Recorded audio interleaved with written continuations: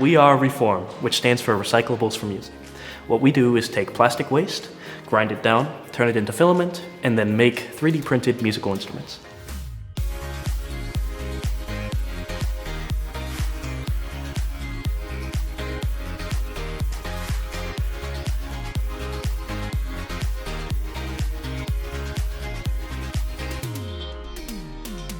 So I like music, and also I'm a material scientist. So I think one day I had this fancy idea: how about I combine both of them?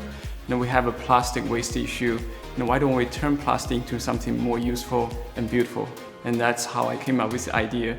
And with the help of a group of undergraduate students and my graduate student Connor, we established this program. So Reform is comprised of 3 teams: our process team, which makes all of our machinery, our recycling team, which does the technical aspect of grinding and extruding, and our music and outreach team, which works on printing our musical instruments and reaching out to local schools.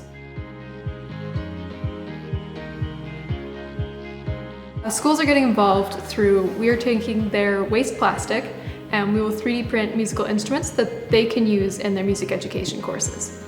This also helps with recycling education, making it fun for the kids. They can see how recycling impacts them, and they can get more excited about it through music.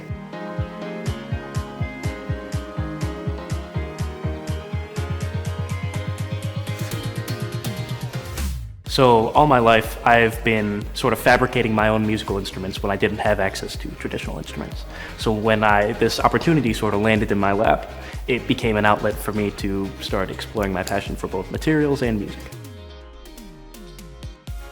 I have a real passion for sustainability, and when I looked at sustainability, I was thinking waste. And when I think waste, I'm thinking, how do we reduce that waste? And materials seemed like a really good opportunity. I love being able to help people and help clean up the earth, so being able to help recycle plastics, which are virtually everywhere, is a big desire of mine.